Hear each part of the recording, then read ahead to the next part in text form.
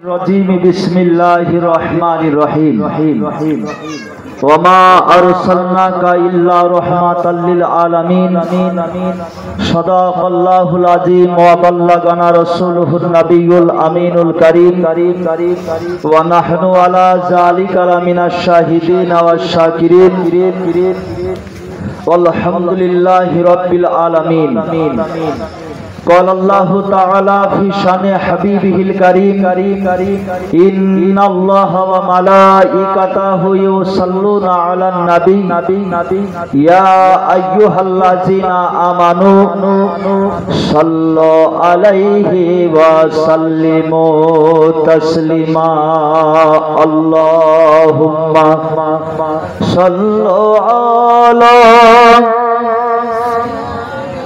مولانا محمد وعلى آله مولانا محمد صلوا على محمدين हरदम ज़बान पाक नामे मोहम्मद हरदम ज़बान शफियाना मोहम्मद सल्लल्लाहु ताला अलैहि वसल्लम ओ मदीनार माटी रे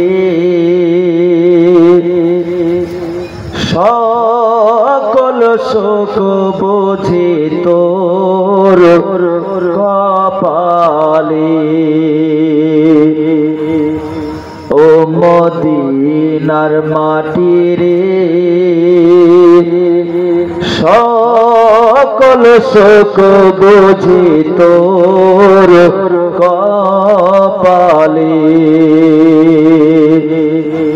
ও মদিনারে তোর বুকে আমার নবী যার জন্য পাগল সবই যার লাগে সৃষ্টি হইল ত্রিভুবন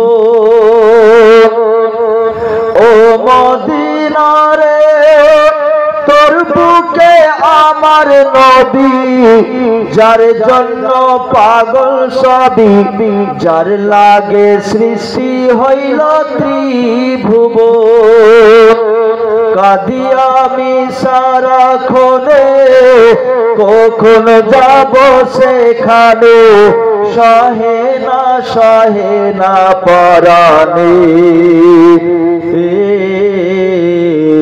ও মদিনার মাটি রে সকল শোক বোঝে তোর কপালে ও মদিনারে পাখি যদি হইতাম আমি উড়ে উড়ে যেতাম আমি থাকতো না মনে কোনো যাতনা ও মদিনারে পাখি যদি হইতাম আমি উড়ে উড়ে যেতাম আমি থাকতো না মনে কোনো যাতনা দেহে নাই পাখা আমার কাছে নাই টাকা আমার দেহে নাই পাখা আমার কাছে নাই টাকা আমার কেমনে যাব সেখানে ও মদিনার মাটি রে সকল শোক বুঝি তোর কপালে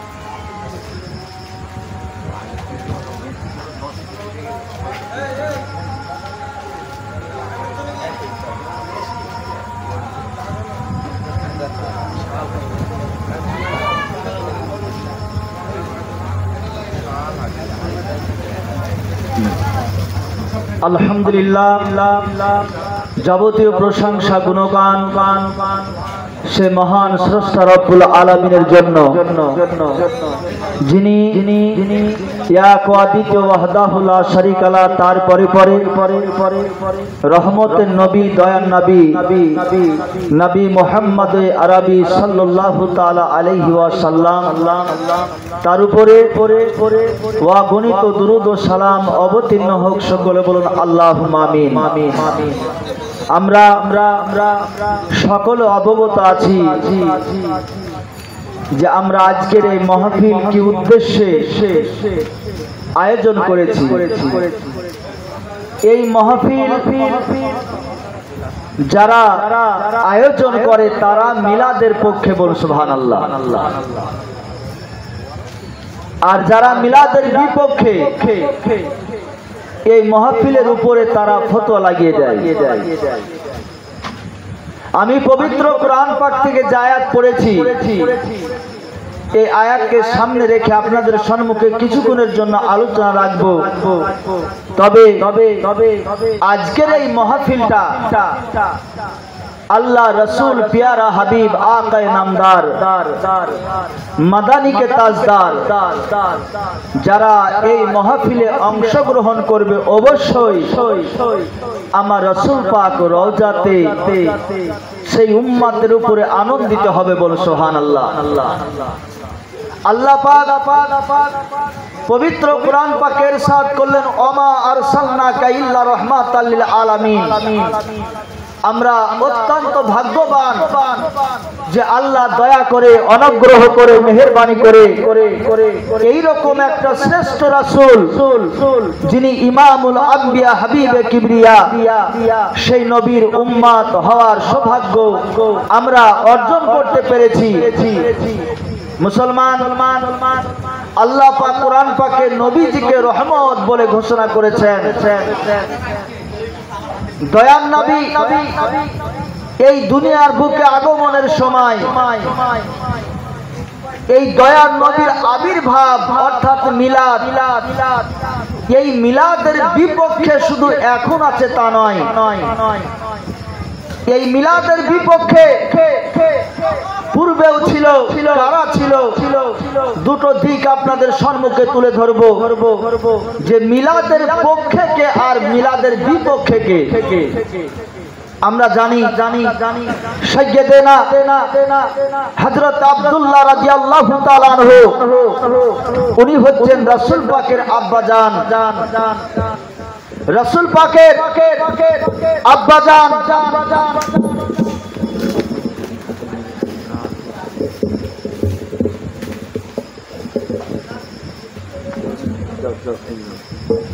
রাসূল পাকের পিতাজান হযরত আব্দুল্লাহ রাদিয়াল্লাহু তাআলা আনহু,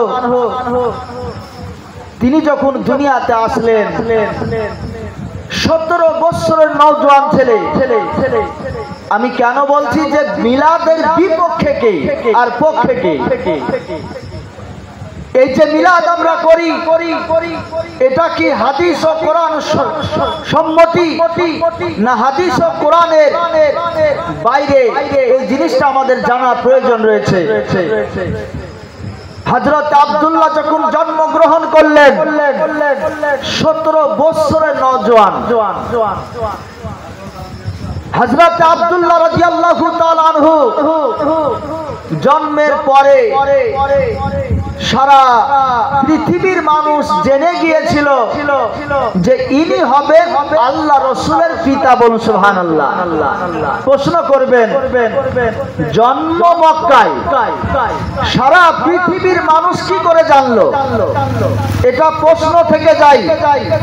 আপনাদেরকে বলি, মহান আল্লাহ পাক নবীজির আবির্ভাবের পূর্বে তাওরীত বলুন, জবুর বলুন, ইনজিল শরীফ বলুন, মহান আল্লাহ পাক আল্লাহ রাসূলের পিতার বর্ণনা দিয়েছিলেন। একবার জোরে সোরে বলুন সুবহানাল্লাহ।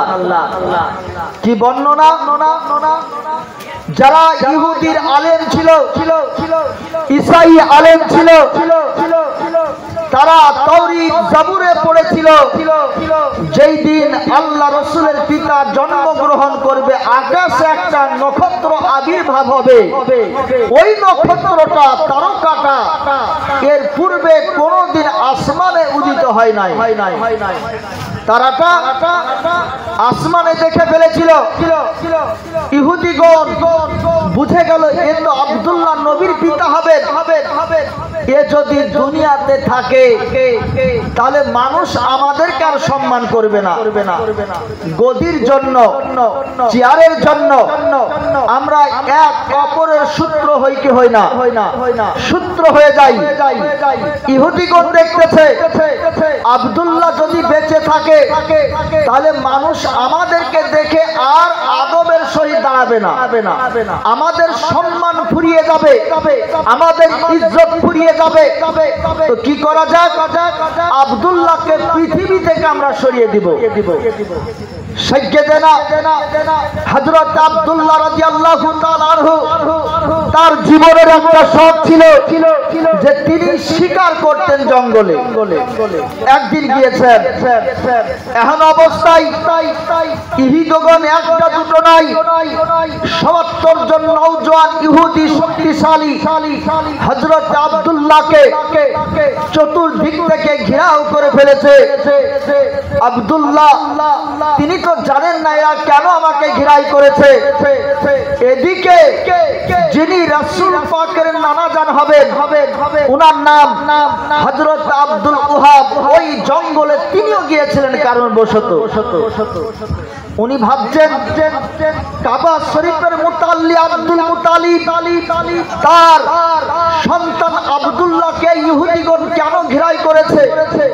তবে কি এই ছেলেটাকে মেরে দিবে? এই ছেলেটা কি খতম করে দিবে? হযরত আব্দুল ওহাব ঘোড়া থেকে নেমে তাকে সাহায্য করব বলে একটা পাথর জমিন থেকে তুলতে যাবে, তো পাথরটা জমিনের নিচে চলে গেল। উনি আশ্চর্য হয়ে যাচ্ছেন, কি ব্যাপার? আব্দুল্লাহকে আমি সাহায্য করব, কিন্তু আমি সাহায্য কেন করতে পারি নাই? উনি বলতেছেন হাত আমার অবাস, আমি চলতে পারছি না।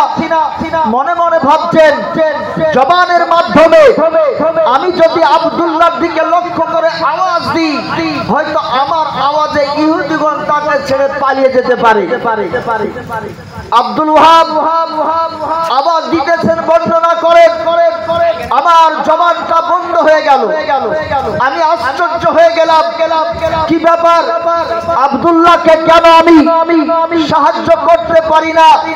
ওই টাইমে গায়েব থেকে আওয়াজ আসতেছে, আব্দুল্লাহ, ওগো আব্দুল ওহাব, আজকে যদি তোমার সাহায্যে আমার হাবিবের আব্বাজান বেঁচে যায়, তো হয়তো দুনিয়ার মানুষ বলতে পারে সেই দিন যদি আব্দুল্লাহকে ওহাব না বাঁচাতো তো দয়ার নবী পৃথিবীতে আসতে পারতো না। বলুন নাউজুবিল্লাহ মিন জালিক।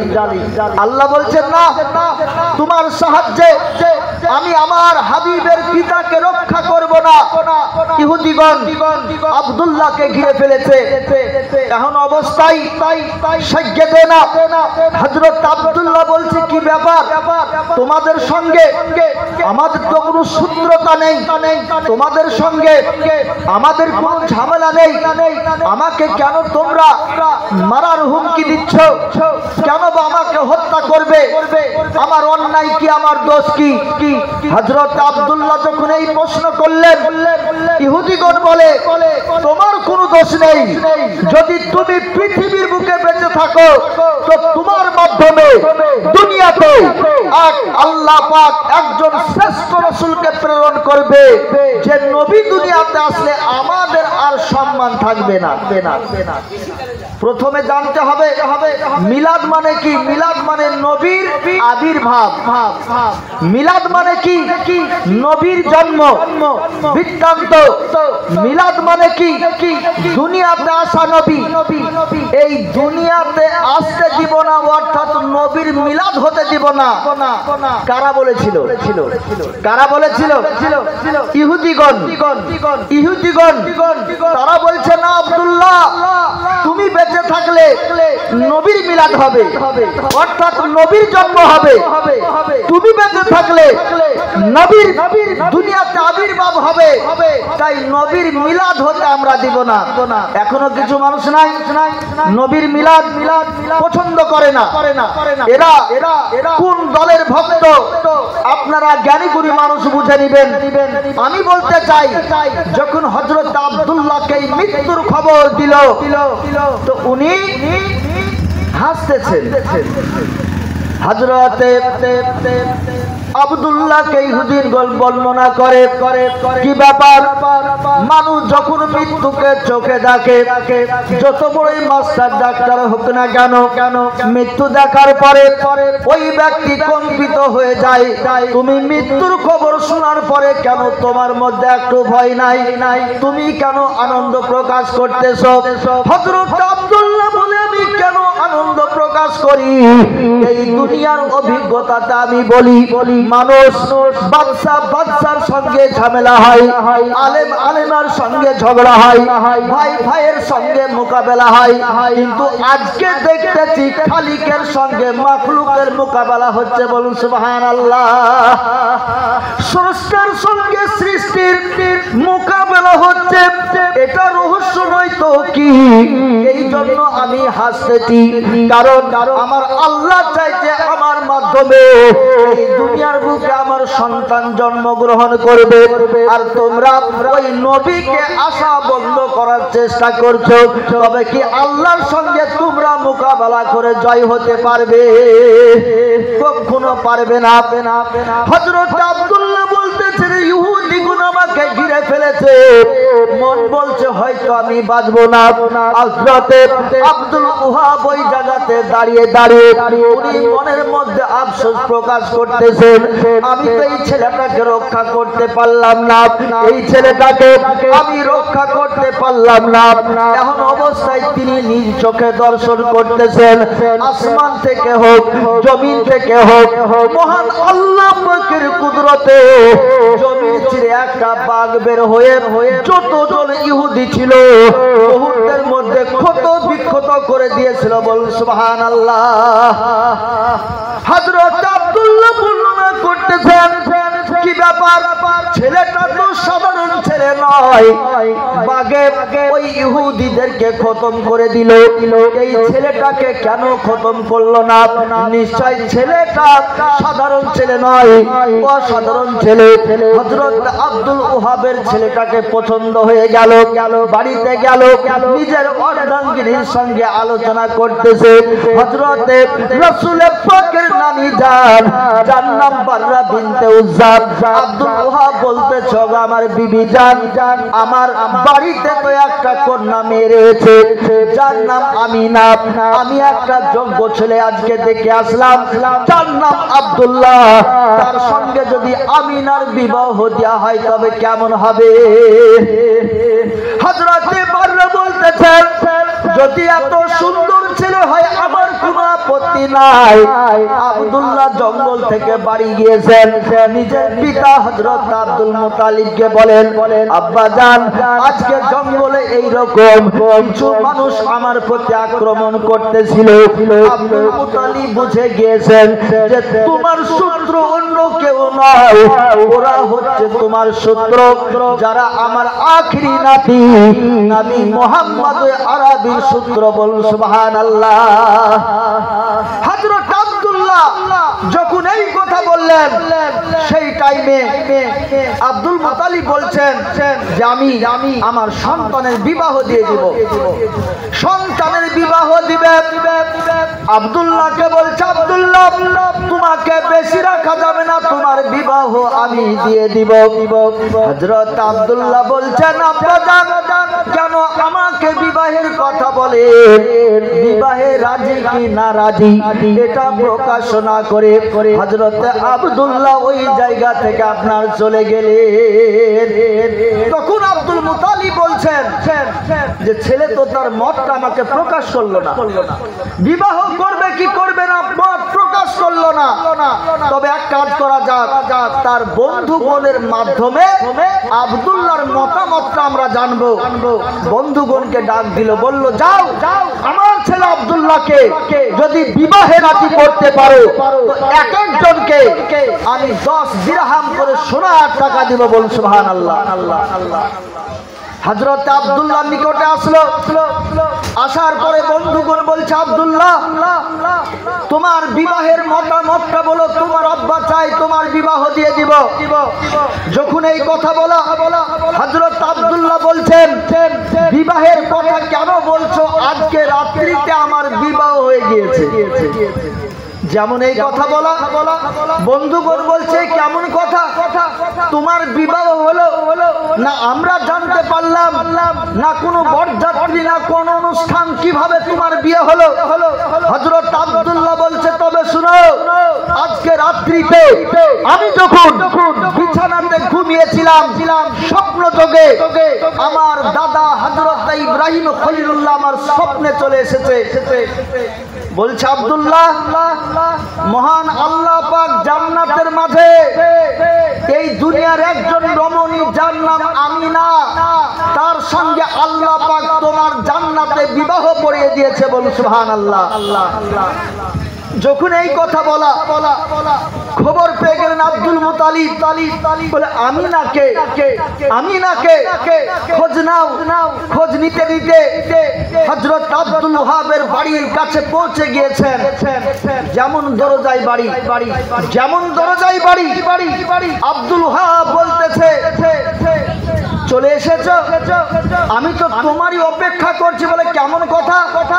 বলে তোমার সন্তান আব্দুল্লাহ স্বপ্নে যা দেখেছে আমিও স্বপ্নে তাই দেখেছি, কাজে আমিও জানি কেন তুমি এসেছো। বিবাহ দিন নির্ধারিত হয়ে গেল। কার সঙ্গে? মা আমিনা রাদিয়াল্লাহু তাআলা আনহার সঙ্গে। বারটা ছিল জুমেরাত, অর্থাৎ বৃহস্পতিবারের বিবাহ সম্পূর্ণ হলো।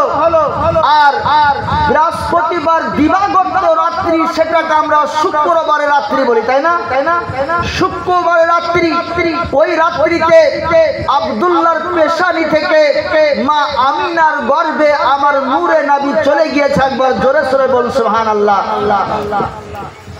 আমরা শুক্রবারকে অন্যান্য দিনের চাইতে উত্তম দিন কেন বলি? তারও একটা কারণ আছে।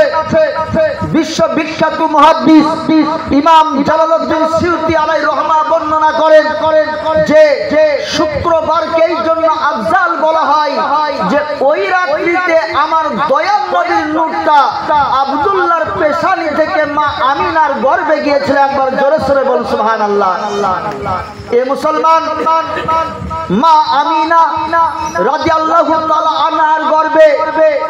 আচ্ছা বলুন, এই যে মিলাদ, নবীর জন্ম, নবীর আবির্ভাব, এর বিপক্ষে কে ছিল? ইহুদিগণ ছিল। আমরা এই যে নবীর মিলাদ পালন করি, নবীর মিলাদ, নবীর জন্মান্তর, নবীর আগমনের খুশি, হাদিস কোরআন তো দূরে থাক, স্বয়ং আমার আল্লাহ পাক করেছেন। আপনাদের সম্মুখে বর্ণনা করব। যখন মা আমিনার গর্ভে মা আমিনা বলতেছেন, আমি রাস্তায় চলছি, দেখতেছি গাছ আমার দিকে সাজদায় ঝুঁকে পড়তেছে। আমি রাস্তায় চলতেছি, দেখতেছি পাথর থেকে সালামের আওয়াজ আসতেছে, আসসালাতু আসসালামু আলাইকা ইয়া রাসূলুল্লাহ। কখনো সূর্য রৌদ্রকে দূর করার জন্য গাছ আমার মাথায় ছায়া করতেছে। আমি যখন রাস্তায় কদম ফেলতেছি, দেখতেছি পায়ের তলায় ছোট ছোট পাথরের টুকরা পড়ে যায়। সুবহানাল্লাহ। ওই পাথরের টুকরাটা মমের মতো আমার পায়ের তালুতে হয়ে যাচ্ছে। বলুন সুবহানাল্লাহ। আমি মনে মনে ভাবছি কি ব্যাপার, এটা কি কোনো জিন্নি আসারাত? আমি কারণটা বুঝতে পারি নাই, ওইখানে মা আমিনা বলতেছেন, ইদারাতে পানি তোলার জন্য মক্কা নগরে একটা ইদারার কাছে গিয়েছি। মক্কার মহিলাগণ দড়ি দিয়ে রশি দিয়ে ইদারা থেকে পানি তুলতেছিল। মা আমিনা কাছে গেলেন, উনি বালতি ইদারাতে রশির মাধ্যমে ফেলতে যাবেন, দেখতেছেন ইদারার নিচু থেকে পানি অটোমেটিক্যালি ইদারার মুখের কাছে চলে এসেছে। আমিনা বলছেন, কি ব্যাপার? আমার পানি তোলার জন্য দড়ির তো প্রয়োজন পড়তেছে না। দাঁড়িয়ে দাঁড়িয়ে পানি তুললেন, পানি পান করলেন। ইদারার দিকে লক্ষ্য করে মা আমিনা বলতেছে, ইদারার পানি, তোমার ব্যাপারটা বুঝতে পারলাম না। অন্য মহিলাগণ যখন ইদারা থেকে পানি তুলে তখন রশির দড়ির প্রয়োজন হয়, আর আমি যখন পানি তুলতে যাই রশি দড়ির কেন প্রয়োজন হয় না? পানি কেন উপর দিকে চলে আসে? পানি থেকে আমার আল্লাহর পাকের কুদরতে পানির জবান থেকে আওয়াজ আসতেছে, মা আমিনা, তুমি যদি রশি দিয়ে পানি তুলো, আমাকে তুলো। তোমার পেটের মধ্যে যিনি আছেন উনি হচ্ছে রহমাতুল লিল আলামিন, যাকে তৈরি না করলে আমি পানিও তৈরি হতাম না। বল সুবহানাল্লাহ। যদি সে দুঃখ পেয়ে যাই, সে যদি কষ্ট পেয়ে যাই, আমি জবাব দিয়ে হতে পারবো না। এই জন্য পানি তোমার কদমের কাছে হাজির হয়ে যাচ্ছে। এ মুসলমান, নবীজির সাদকা। আমিনা বলতেছেন, কি বলবো, আমি কাবা শরীফ তওয়াফ করার জন্য গেলাম। পেটে আমার সন্তান, পেটে আমার রহমাতুল লিল আলামিন। কাবার 7টা তওয়াফ করলাম, 7টা চক্কর লাগালাম। কাবা তওয়াফ করার পরে একটা জায়গাতে আমি দাঁড়িয়ে গেলাম। কি বলবো, আল্লাহ পাকের ওই পাথরের কাবা এক জায়গাতে স্থির নাই, বরং কাবা শরীফ ওইখান থেকে যেমন মানুষ কাবাকে তওয়াফ করে, অনুরূপ কাবা শরীফ আমাকে তওয়াফ করতেছিল। বল সুবহানাল্লাহ। আমি বলতেছি, কাবা, তুমি কেন আমাকে তওয়াফ করতেছো? সারা দুনিয়ার মানুষ দূর দূরান্ত থেকে তোমার জিয়ারতে আসে, তোমাকে তওয়াফ করব বলে আসে। আজকে তুমি আমার কেন তওয়াফ করতেছো? কাবা বলছে, আমি না, আমি তো মানুষের কাবা, আর তোমার পেটের মধ্যে যিনি আছেন উনি আমার কাবা। বল সুবহানাল্লাহ। তোমার পেটের মধ্যে যিনি আছেন উনি হচ্ছেন আমার কাবা, কাবারও কাবা। এই জন্য আমি কাবা, তোমার কাবার তওয়াফ করতেছি। এ মুসলমান, শুনে রেখে দেন, নবীর সম্মান, নবীর হাকিকাত, নবীর মর্যাদা সাইয়্যিদানা মা আমিনা রাদিয়াল্লাহু তাআলা আনহা বর্ণনা করতেছেন, প্রথম মাসে আদম আলাইহিস সালাম আসলেন। আমি দেখতেছি সুন্দর চেহারা, বড় লম্বা। আমি ঘাবড়িয়ে গেলাম। বলছে, আপনি কে গো? আপনার পরিচয় কি?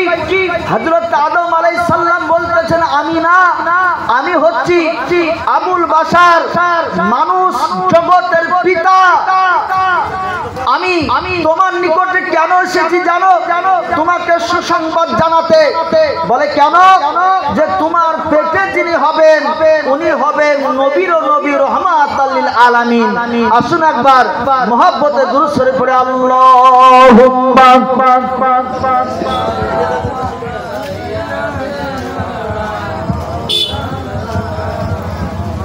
ওয়ালা আলে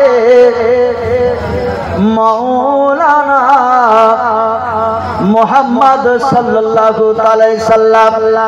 আমিনা তিনি একা করে এইভাবে বর্ণনা করেন, প্রথম মাস, দ্বিতীয় মাস, তৃতীয় মাস আল্লাহ পাক এক একজন নবীকে মা আমিনার কাছে পাঠিয়ে দেন, আর তাদের মাধ্যমে সুসংবাদ পেয়ে যায়।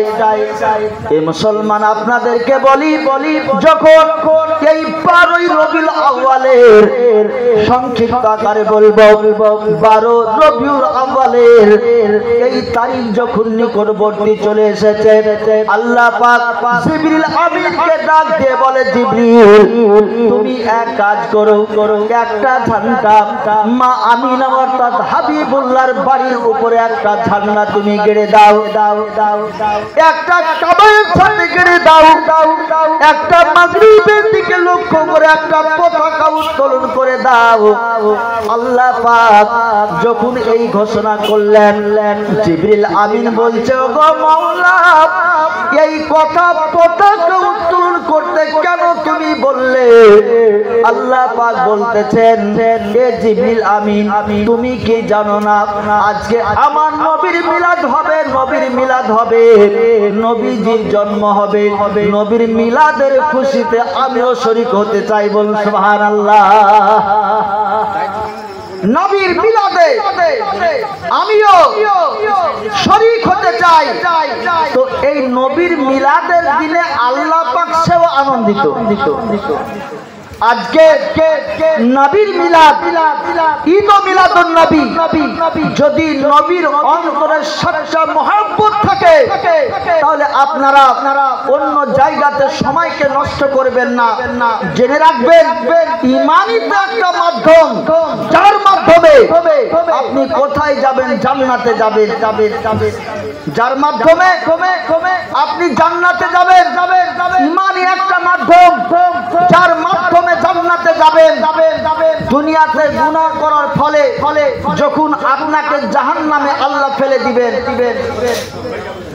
ওই টাইমে ঈমানকে আল্লাহ বলবেন, আল্লাহ মহান আল্লাহ পাক ঈমানকে বলবেন যে ঈমান, আমার এই বান্দার জাহান্নামে তুমি এই বান্দার সঙ্গ ছেড়ে দাও। ঈমান কি বলবে জানেন?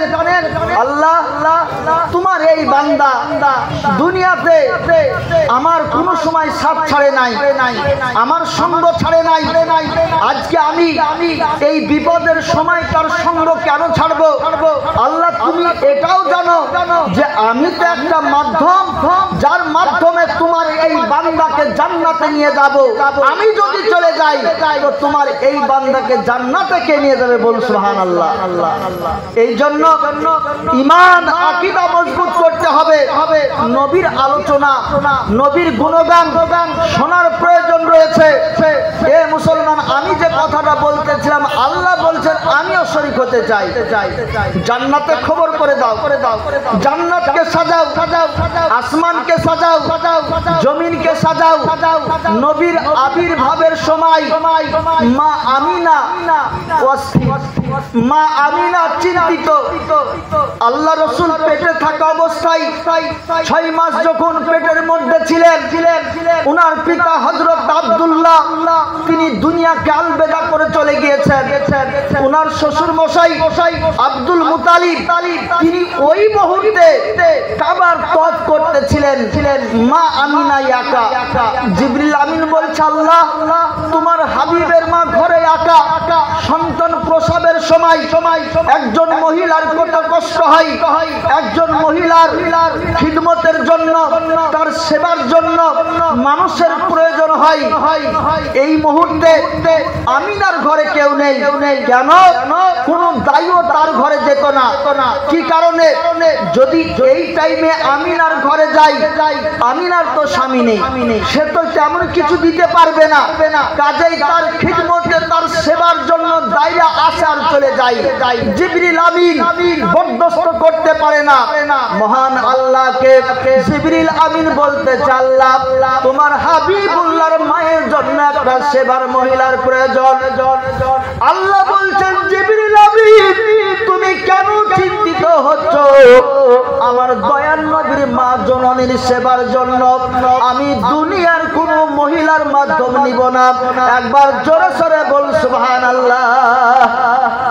দুনিয়ার কোন মহিলার মাধ্যম নিব না। তুমি এক কাজ করো, কবরের দিকে লক্ষ্য করে চলে যাও। কার কবরে? আল্লাহকে জিজ্ঞেস করে, ওগো মাবুদ কার কবরের দিকে আমি যাব?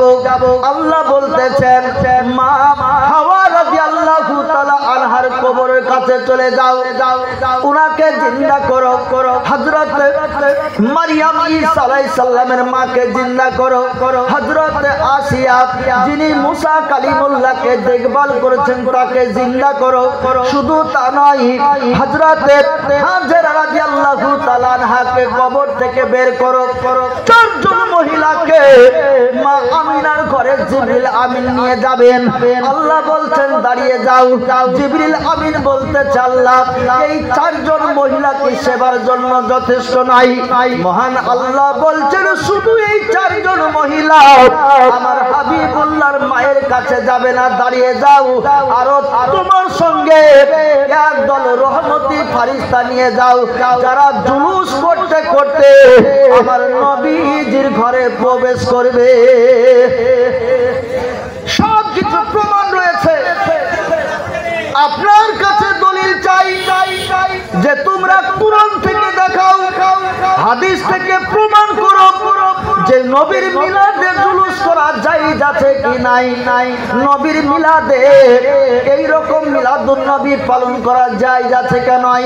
আপনাদেরকে বলবো এই ঈদ মিলাদুন নবী পালন করা ফরজের মধ্যেও পড়ে না, ওয়াজিবের মধ্যেও পড়ে না। এটা একটা মুস্তাহাব জিনিস, করলে নেকি হবে, তবে অস্বীকার করলে গুনাহ হয়ে যাবে। একটা কথা আপনাদেরকে বলি, আমরা যখন মসজিদে নামাজ পড়তে যাই কি করি? আতর লাগাই, অনেকে খুশবু লাগাই কি লাগাই না? কি মনে করে লাগান? খুশবু লাগানোটা কি ফরজ? কেউ যদি খুশবু না লাগিয়ে নামাজ পড়তে যায় নামাজ হবে কি হবে না? নামাজ হবে না? যদি না লাগিয়ে যাই হবে না। তো খুশবুটা এবার যদি কেউ বলে যে তুমি যে খুশবু লাগিয়েছো কোরআন থেকে দেখাও, কথাটা ভালো করে বুঝবে। তুমি যে আতর লাগিয়েছো কোরআন থেকে প্রমাণ করো। আচ্ছা পারবে? আতর লাগানোটাকে আমরা ফরজ মনে করি কি মনে করি? একটা ভালো জিনিস, তাই না? সুগন্ধি জিনিস একটা ভালো জিনিস, ব্রেন মস্তিষ্ক ঠান্ডা থাকবে। কথা বুঝতে পারছেন না? এটা মুস্তাহাব জিনিস, সুন্নাতে গায়ের মুআক্কাদা। কেউ যদি খুশবু না লাগায় তাই বলে কি তার গুনাহ হবে? গুনাহ হবে না। অনুরূপ এই মিলাদুন নবীর জন্য দলিল চাও, কোরআন থেকে প্রমাণ দাও, হাদিস থেকে প্রমাণ দাও। আরে কোরআন থেকে যদি প্রমাণই হয় তাহলে তো মিলাদটা ফরজ হয়ে যাবে। এটা কি ফরজ জিনিস মুস্তাহাব আর তুমি দলিল চাইছো ফরজের, তা কি করে হয়? আপনাদেরকে বলি আল্লাহ বলছেন জিবরিল একানন আরো মহিলা যে চারজন আছে তাদের সঙ্গে ফারিস্তার দল লাও, আর নারার ধ্বনি দিতে দিতে মা আমিনার বাড়ি পর্যন্ত পৌঁছে যাও। এ মুসলমান, আমরা নবীজির নারা লাগাই কি লাগাই না? কি বলি? ইয়া রাসূলুল্লাহ, ইয়া রাসূলুল্লাহ। তার আগে কি বলি? নারায়ে তাকবীর, আল্লাহু আকবার। আল্লাহকে যখন ডাকি কি বলে ডাকি? ইয়া আল্লাহ। কথাটা ভালো করে বুঝবেন। ইয়া আল্লাহ বলে ডাকি। ইয়া আল্লাহর অর্থ কি? হে আল্লাহ। ইয়া রাসূলুল্লাহর অর্থ কি? হে রাসূল। এবার ইয়া আল্লাহর উপরে কারো ফতোয়া নাই। ইয়া আল্লাহর উপরে কারো ফতোয়া নাই। আপনি কি করছেন? এটা ডিস্টার্ব হচ্ছে না? সামনে এভাবে ঘুরলে ডিস্টার্ব হবে তো।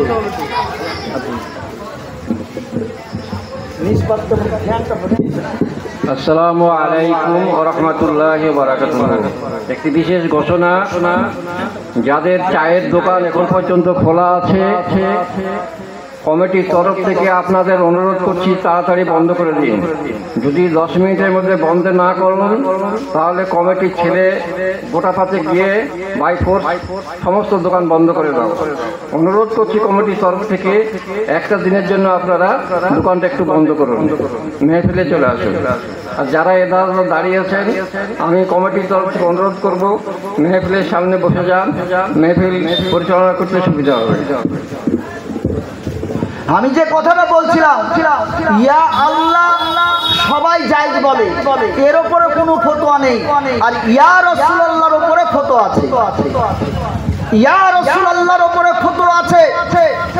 বলে কি যে ইয়া রাসূলুল্লাহ বলা যাবে না। এবার যারা ইয়া আল্লাহ বলে তাদের উপরে আমি ফতোয়া দিচ্ছি। দিচ্ছি। ইয়া আল্লাহর অর্থ কি? ইয়া আল্লাহ মানে হে আল্লাহ। আল্লাহকে ডাকার জন্য ইয়া শব্দ বের হয়। মুসলমান, আপনি যে আল্লাহকে ডাকছেন কি মনে করে ডাকছেন? ভালো করে বুঝবেন। আল্লাহকে ডাকছেন কি মনে করে? যে আল্লাহ দূরে আছেন তাই ডাকছেন?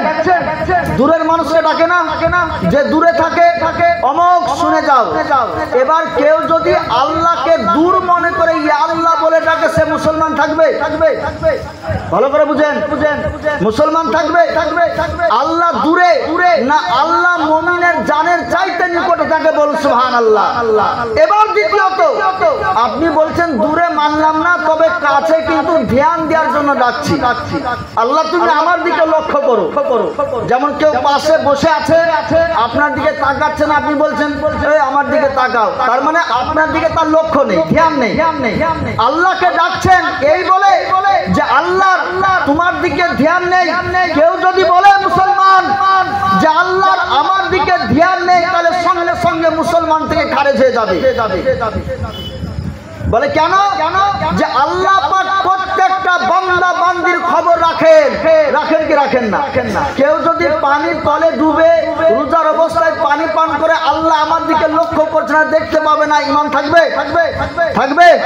থাকবে না। তাহলে তুমি যে আল্লাহ বলছো কি মনে করে আল্লাহকে ডাকছো? আল্লাহ দূরে তাই, বা আল্লাহ নিকটে তোমার দিকে ধ্যান নেই তাই ডাকছো? তোমার উপরে ফতোয়া পড়ে যাবে। তবে ইয়া আল্লাহ বলতে আসলে মানেটা কি? ইয়া আল্লাহ বলতে আগে মানে শিখতে হবে। ইয়া আল্লাহর অর্থ ইয়া রহমাতুল্লাহ, অর্থাৎ আল্লাহ পাকের রহমতের ডাক দিচ্ছি। বল সুবহানাল্লাহ। ইয়া আল্লাহর অর্থ কি জানেন? আল্লাহকে ডাকা নয়, আল্লাহর রহমতকে। আল্লাহর রহমতকে হে আল্লাহ তুমি তোমার খাস রহমত আমাকে দান করো। আর আল্লাহ রহমত সব সময় সব বান্দার উপরে দান করে না। কথা বুঝতে পারছেন না? আল্লাহ রহমত সব সময় সবার উপরে দান করে না। তাই এই রহমতটা আসলে কে? আল্লাহর যে রহমত, এই রহমতটা কে? কোরআনকে জিজ্ঞেস করুন, কোরআন বলো এই রহমতটা আল্লাহর কি? কোরআন বলবে ওমা আরসালনাকা ইল্লা রাহমাতাল লিল আলামিন। সেই আল্লাহর রহমতটাই হচ্ছে আমার রাসূলুল্লাহ। বলুন সুবহানাল্লাহ। এই জন্য কখনো নবীর রহমতকে ইয়া আল্লাহ বলে আল্লাহর কাছে ডাকি, আবার কখনো নবীর রহমতকে পাওয়ার জন্য ইয়া রাসূলুল্লাহ বলে আমরা ডাকি। কথা বুঝতে পারেননি? ইয়া রাসূলুল্লাহ বলে ডাকি। হে মুসলমান, নবীর হাকিকাত বুঝা বড় দায়ী। হযরত জিবরিল আমিন বলতেছেন, এক কাতার দল ফেরেশতা নিয়ে মা আমিনার গর্ভে দয়ার নবী এখনো আসেন নাই। দয়ার নবী এখনো আসেন নাই। জিবরিল আমিন বলছেন, উদখুল ইয়া নূরান নবী, হে রাসূল আপনি দুনিয়াতে তাশরীফ রাখুন, দুনিয়াতে আবির্ভাব হন, দুনিয়াতে জন্মগ্রহণ করুন। ওই অবস্থায় সুবহানাল্লাহ জমিন আল্লাহর কাছে আরজি করতেছে। তার মানে ক্লিয়ার যে জমিনে নবীজির জন্ম হবে, নবীর আবির্ভাব হবে। জমিন বলতেছে আল্লাহ এই পৃথিবীর বুকে তোমার কত বান্দা আমার উপরে গুনাহ করে কি করে নাই? আসমানে গুনাহ হয় না, জমিনে গুনাহ হয়। কথা বুঝতে পারছেন না? এই জমিনে দাঁড়িয়ে দাঁড়িয়ে মানুষ গুনাহ করে, মদ পান করে, শরাব পান করে, চুরি করে, ডাকাতি করে, জমিন অপবিত্র হয়ে যায়। জমিন বলতেছ গো মাবুদ তুমি পাক, তোমার দয়ার নবী পাক। এই দয়ার নবীকে আমার মধ্যে পাঠিয়ে দাও। কে বলতেছে? জমিন। তোমার কত বান্দা আমার উপরে দাঁড়িয়ে দাঁড়িয়ে গুনার কাজ করে। আল্লাহ নবী আসলে আমি জমিন পবিত্র হয়ে যাব। কে বলছে? জমিন বলতেছে আমি পবিত্র হয়ে যাব। কারণ জানেন অন্যান্য পয়গম্বরগণ যখন দুনিয়াতে ছিলেন তো সব জায়গাতে নামাজ হতো না, সব জায়গা সেজদা হতো না, নির্ধারিত জায়গা ছিল। আর যখন নবী জমিনে আসলেন তো সারা পৃথিবীটা মসজিদ হয়ে গেল, সেজদার জায়গা হয়ে গেল, পবিত্র হয়ে গেল। বলি সুবহানাল্লাহ। এই জন্য সবাই কি শুধু মসজিদে নামাজ পড়ে? সবাই কি শুধু মসজিদে নামাজ পড়ে নাই? এই সারা পৃথিবী মসজিদ। আপনার সময় হয়ে গেল, আপনি নামাজ আদায় করে নেন। যখন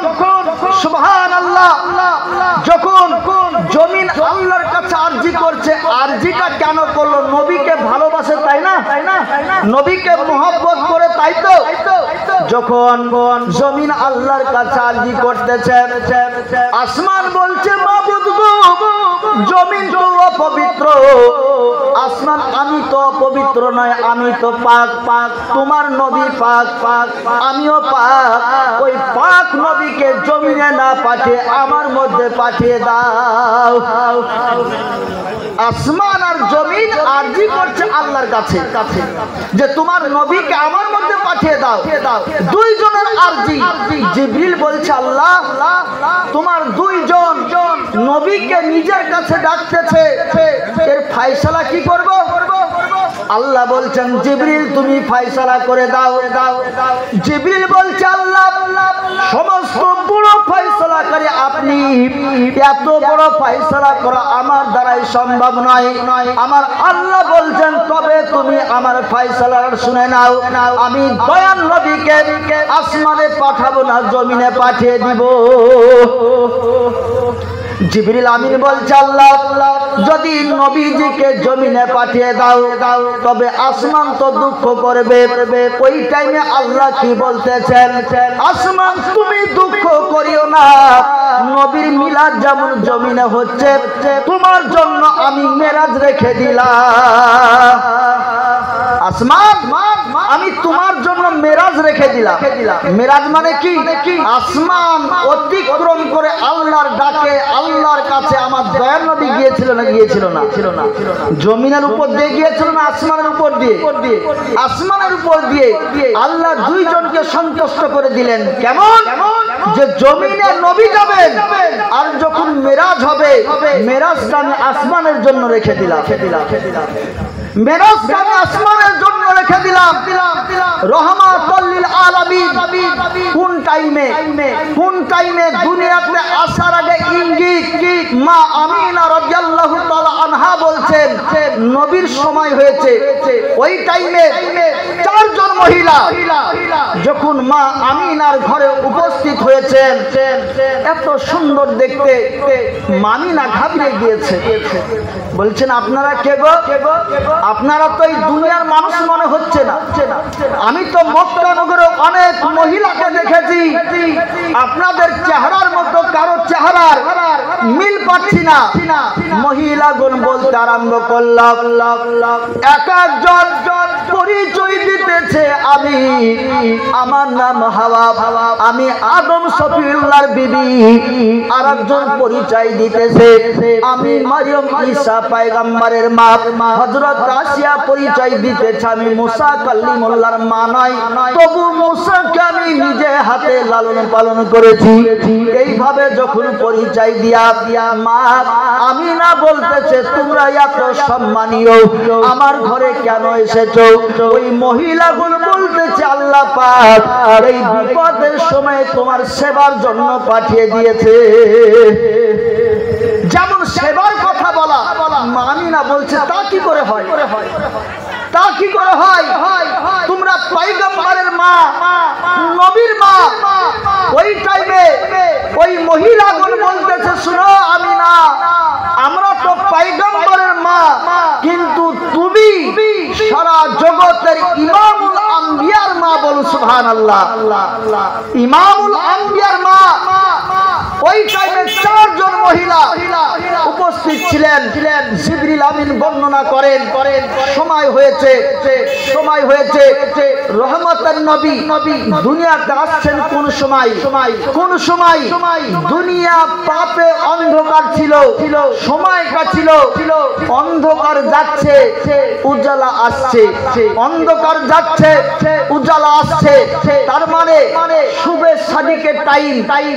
সাদিকের টাইম দেখবেন ওই সময়তে মনে হচ্ছে অন্ধকার চলে যাচ্ছে আর আলো আসছে। মহান আল্লাহ পাক নবীকে ওই টাইমে পাঠিয়ে দিয়ে বললেন জগতের মানুষ, আমি দয়াল নবীকে পাঠিয়ে দিলাম, এবার দুনিয়া থেকে পাপ চলে যাবে, অন্ধকার চলে যাবে, আলো চলে আসবে, রোশনি চলে আসবে। মানিনা বলছেন কিছুক্ষণের মধ্যেই আমার উদর থেকে আমার রহমতের নবী দুনিয়াতে জন্মগ্রহণ করলেন। আমাদের সন্তান যখন প্রসব হয় তখন তার পরনে কিছু থাকে, পরনে কিছু থাকে না। মা আমিনা দলিল দিচ্ছেন নাভি কাটা, হাতনা সুদা, গায়ে রেশমি রুমাল, মনে হচ্ছে দেহে তার এক্ষুনি গোসল করিয়ে দেহে তেল মাখিয়ে দিয়েছে। চোখে সুরমা লাগানো, চোখে সুরমা লাগানো। দয়ার নবী যেমন নামাজ পড়া অবস্থায় সিজদায় যায়, সিজদার অবস্থায় নবী আমার ওই টাইমে সুবহানাল্লাহ তার জবান থেকে আওয়াজ আসতেছিল। মামিনা বলতেছেন কি আওয়াজ বের হচ্ছে? দেখতেছি আওয়াজ আসছে ইয়া রব্বি হাবলি উম্মতি। একবার জোরে সোরে বলুন সুবহানাল্লাহ।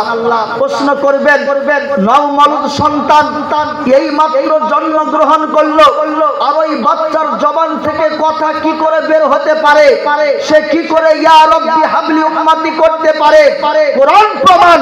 শুনেছেন হযরতে ঈসা পয়গম্বর উনি যে দুনিয়াতে এসেছিলেন তার কোনো পিতা ছিল না, তার কোনো পিতা ছিল না। মা মারিয়াম বলে পেটে আমার ঈসা সন্তান পয়গম্বর। মানুষ কি বলবে?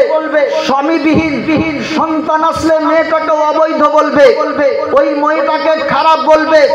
জঙ্গলে চলে গেলেন। আল্লাহ বলছেন মারিয়াম তোমার সন্তান প্রসবের পরে পরে এই সন্তান নিয়ে এলাকাতে ফিরে যেতে হবে। মারিয়াম বলছে আল্লাহ আমি জবাব কি দিব? সমাজের লোক জিজ্ঞেস করলে তার উত্তরটা কি দিব? মারিয়ামকে আল্লাহ বললেন তোমার সন্তান যখন কোলে আসবে গ্রামে যাবে, মানুষ প্রশ্ন করবে, কিন্তু জবানটা তুমি বন্ধ রাখবে। বলে আল্লাহ কেন? তোমার কোলে যে সন্তান এ তার ফয়সালা করে দিবে, এ তার ফয়সালা করে দিবে। হযরতে মারিয়াম বলেন আমি যখন বাড়িতে আসলাম, এলাকায় আসলাম, সবাই উপস্থিত। বলে মারিয়াম এ সন্তান কোথা থেকে পেলে? তোমার তো বিবাহ হয় নাই, তোমার তো বিবাহ হয় নাই।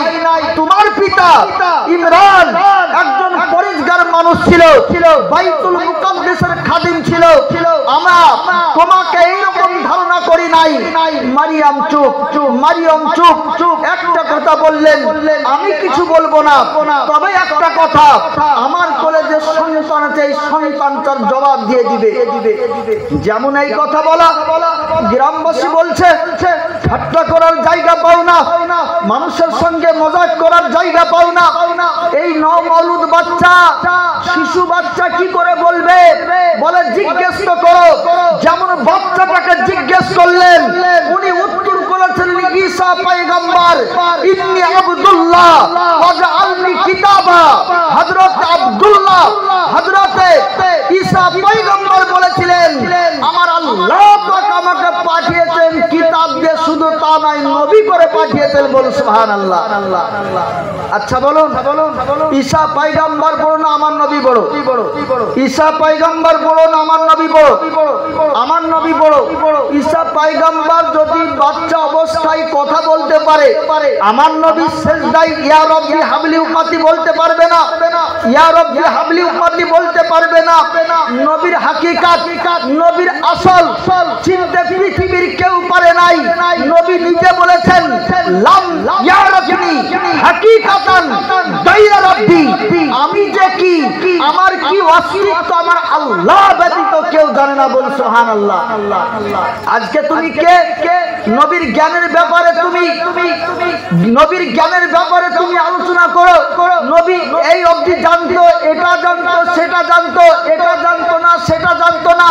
তুমি কি করে দাবি করতে পারো যে নবীর সাথে শিশু অবস্থায় ছিল, যে নবীর সাথে জওয়ান অবস্থায় ছিল, যে নবীর সাথে বৃদ্ধ অবস্থায় ছিল, যে নবীর সাথে ইন্তেকালের পরেও কিয়ামত পর্যন্ত পালসে ঘুমিয়ে আছে?